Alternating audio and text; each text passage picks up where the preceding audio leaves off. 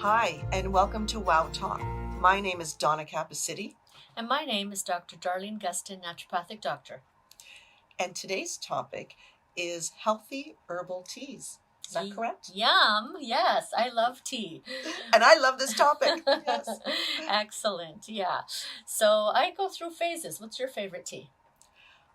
Okay, if it comes down to herbal teas, because my favorite tea is Earl Grey, which is not herbal, but it would be peppermint. If I had only one herbal tea ever, that would be the one. Nice. I could only choose one. That's what I mean. If there was only one left on this planet, it would be peppermint for me. How about yourself? I have so many. I have a tea cupboard that overflows. You open the door and the teas fall out. Like there's just so many I collect, but there are some that are permanently there. And lately it's been winter and I have some leftover Valentine sweets in the house.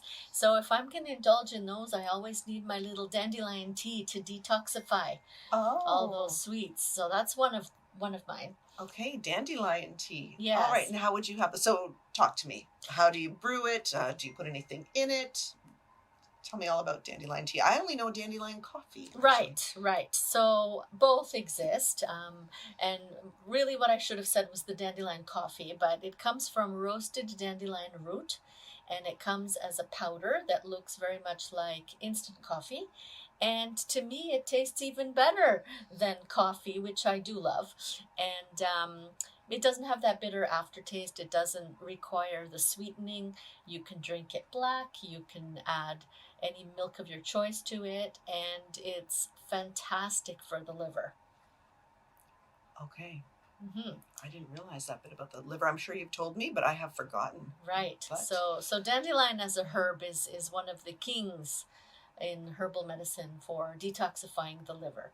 And any of us could use a good cleanse in the springtime anyways to just help release chemical garbage out of our body, but also during or after times of overindulgence. So throughout the Christmas season, when I'm going to dinners and baking cookies, and when I have those quieter days in between where I just feel heavy from late night eating and appetizers and everything, I'll just have a light day and I'll have my soup and my dandelion coffee and that's it. But I have bought dandelion tea where it's in a tea bag.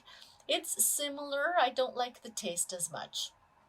Okay. Mm-hmm. All right. Mm-hmm. So when it comes to teas, what would be, give me a few that would be favorites or ones that you would recommend that have some health benefits. So your peppermint was a good one. Peppermint is known for helping people digest. So our digestion is about half by the time we're age 50. And so if you're having symptoms such as fatigue, heartburn, nausea, indigestion, peppermint tea would really get you out of a pinch in that sense and just help things move along, digest better, and get your energy back. And it's very refreshing. It's good, hot and cold. So peppermint tea would probably be on the top 10 list. Green tea is actually the same plant as your beloved black tea. Okay. Yeah, and green tea is also a powerhouse. It's very high in antioxidant qualities, which erases free radical damage. So it's used a lot by people who want to have cancer protective benefits, and it's an anti-aging type of properties when you have lots of antioxidants. And I just don't like the taste of it. And there's also matcha, which is usually in a powdered version of a green tea. So green tea is good. It's anti-inflammatory and anti-cancerous. I just don't personally like the taste. Yeah, I find it can be bitter, and then I don't want to add sweetener to it. So that's my dilemma too. What about white tea? White tea, I can honestly say I've never drank before. Okay. I don't even know. Is it white? Have you drank it before? I have, but come to think of it, I don't think the color is white. It's just called white. I don't even know what the principles of that are. Yeah. But then I was thinking about those mushroom teas, those mushroom mixes. So maybe you can talk to us about those? Definitely. So usually with the mushroom teas, it's the spores of the Ganoderma mushroom that are blended with coffee or with dandelion. It mixes well with those robust, dark type of hot beverages, and those mushrooms are deep immune support, very anti-inflammatory, help with anxiety, and they're good. I drink those as well. Do you? Yeah. Now, what would you use to help one sleep better? Chamomile. I grew up on chamomile. So did I. Yeah. I was hoping you would say that. Yeah. So chamomile, the flower of the chamomile herb, is a gentle, mild tea. Very, very much used with children. I have personally fed it to my infants. And even when I was an infant, my mother tells me stories about chamomile tea, just to help with the digestive system and for babies to sleep and digest their food better. It can also be as a bath with chamomile tea if you have inflamed skin. Wow, that's a really great idea. So, what Mhm. would you do there? Would you keep them in the bags, I guess, right? So you don't have it all floating around. And Right. you just stick them in the bath water? How many do you think you need? Yeah, no, there's a step before. So Okay. so I would boil a pot of water Okay. and then set it aside, put in 4 or 5 tea bags and cover it to keep the oils there and let it steep. And when I see that the hot water has become strongly discolored, I would just dump it without the tea bags into the bath water. Yeah. Okay, now you saying that reminds me of my aunt who lived in Italy. Whenever we were there visiting, if we happened to have a cold, for instance, or Yes. something, she would boil a regular pot of water, put the chamomile in it, let it steep, and then we would have to lean over the pot with a towel over our heads and Yep. create the tent and just breathe in that steam. Yes. And it would help. Yes. It certainly would help. Definitely. And it's funny because I pretty much drink tea, multiple teas every single day, and when I'm at work, it's my routine. After lunch, I know my receptionist, part of her job description is boil the water. Have the water ready for me. My 1 o'clock patient is here. I need the tea on my desk, and I have my favorite mug that is glass. It's see-through. And many times the patients are asking me, what am I drinking? And lately I've been drinking a lot of red tea. I've always also enjoyed red tea, like rosehip, hibiscus, hawthorn. They're often mixed together. But hawthorn is a herb, hawthorn berry, used very much for the heart and blood pressure. And hibiscus as well is used to bring blood pressure down. But rosehip, these three are often mixed together because they're all red together. And rosehip in general, is used as the raw material from which many vitamin C supplements are made. So rosehip is very high in vitamin C. So just to have a refreshing red, sort of citrusy flavor, fantastic hot or cold, immune boost, heart healthy February tea. Wow, that Yeah. sounds great. Perfect for the month. That Yes. color. And it's funny when you were describing having your tea on your desk, I pictured a red tea. So yes, I've seen that red tea So many I've times. probably done it during your appointment. I was just going to say that. Yes, that's Yeah. exactly what I pictured. Yeah. And so when we have well, first of all, there's 2 questions I have. Number 1 is chai tea. Is that more just for flavor, or is there something about those spices? Because that seems to be a popular tea. Definitely. So that's an Indian way of drinking tea, and it is spices added to black tea, and many of those spices are the digestive spices, anti-inflammatory spices. So definitely, that's a good one too. Yeah, because that's Yep. one of my favorites as Yep. well. My second question is, when we are boiling water and putting the tea bags in and having them steep, I mean, that is what we're supposed to do.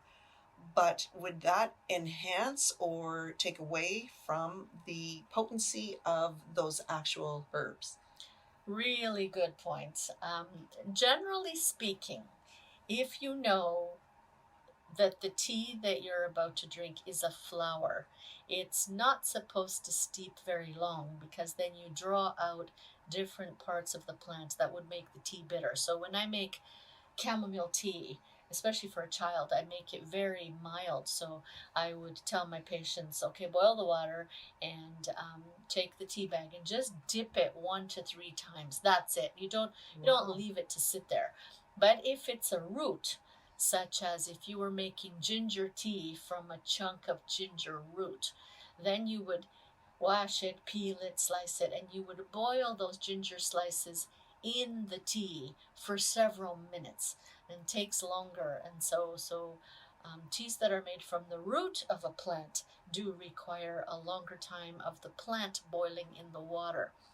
With green tea and the bitterness, there's an art. It has to be a certain temperature. So at different temperatures of the water, you'll get different durations and temperatures. You'll get different components of the tea coming out. So there's a little bit of an art to that, but I don't make it that complicated on my patients. No. Yeah. But there's another tea I want to throw in there. Sure. That I learned of as a student. It's a tea that has permanently been in my cupboard since I was a student. And I learned about this tea from one of my supervisors in the naturopathic clinic. And it's a Chinese tea.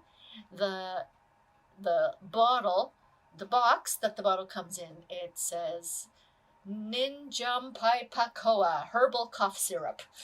Do you know, I was going to ask you about that, and then I thought, is that a whole episode on its own? That is so funny. That I was going to ask you that question about ninjum. That's what I call it. I know. Colorful box and everything. Definitely. Yes, my children, I've raised them on that. Yes. Talk to us about that. Yeah, so it's labeled as a cough syrup, but my first experience with this cough syrup was to make it as a tea.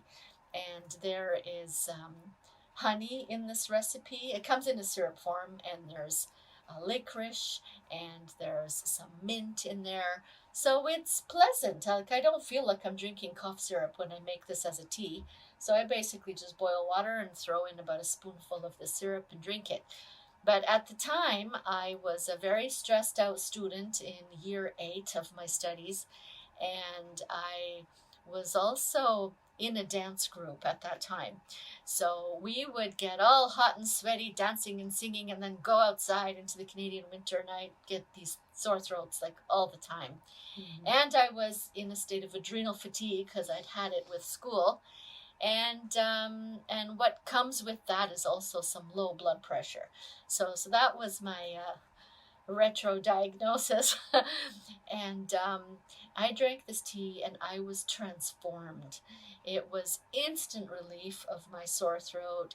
It gave me energy, and I just felt so good because it's with the licorice in there. Licorice is a herb that's excellent for adrenal fatigue, burnout in females in particular, and it lubricates the lining. It's a little bit of that slippery texture, and it's antiviral, and it perks up low blood pressure, does all the right things.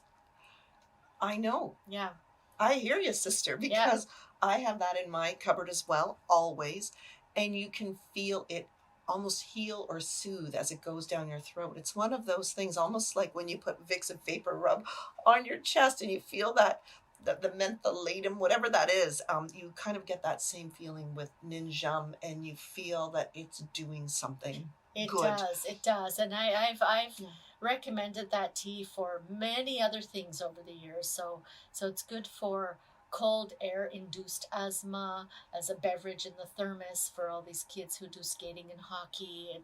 It's helped patients with allergies and sore throat, voice fatigue, teachers who are talking on Zoom all day. And it does a variety of things. It's a good one. And as I've known a patient for more and more years, and they come up with some new condition, and I go, what? I haven't told you about Ninjong yet? So the longer you know me, the more your kitchen cupboards can start looking like mine. That's right. Mine does, that's for sure. Yeah. You mentioned licorice. Mm-hmm. Now, would one buy, I think I've seen that just as a tea on its own. Yes. Licorice root, is that yes, absolutely. Okay. You have to be a little bit careful with that, though, because it will increase blood pressure. So there's like licorice tea is like in the ninjam, it's just one tiny portion Yes. of the recipe, so it's not realistically going to be a problem. But licorice, as wonderful as it is to be used with caution by people who have high blood pressure. Okay. Fennel tea. Mhm. That is coming into my mind as well. So fennel's another good one for digestion. You'll often see it mixed into gripe water for babies, Yes. and sometimes I'll buy like a blend of digestion um, herbs, and you'll find Donna's peppermint in there, and my ginger in there, some fennel, some lemon, some chamomile. So many of these that we're mentioning as individuals today, you can often buy in a combination. And sometimes I'll tell people peppermint is more for the top half of your digestion, mostly helps your stomach with symptoms that you might have in the first 30 minutes after your meal. But chamomile works more on the intestines. So the symptoms you'd have 30 minutes to a couple of hours after, like when you come home from the restaurant and you ate too much, too fast, too greasy, too late that day, and you're feeling bloated and your pants don't fit anymore, you drink some chamomile. And if in doubt, you mix them together. Okay. I guess my last question is, what are your thoughts on black tea? It has medicinal benefits, but some of the people who like their black tea drink it to excess. And I meet people who will drink like a whole pot a day. And if that's your culture or your habit, that it can actually dye the stomach lining and change the texture, almost like the way you would tan leather. So it can get to that extreme in people who drink it that much. Wow. So people need to understand that natural doesn't mean safe, even the world of tea, with our caution about licorice root and now with overconsumption of black tea. So everything in moderation, that everything, usually using a tea medicinally, it's usually at about 2 liters a day. And there are people who will drink 2 liters a day of tea. Seems like a lot of tea to me. I know. But anyway, all this talk of tea, I feel like going and having one right now. But thank you very much, Dr. Gustin. And if you have any other questions or comments, please feel free to send them to us. And thank you again for listening. We appreciate you all. Thank you for listening to Tea Talk today. Bye for now. Bye.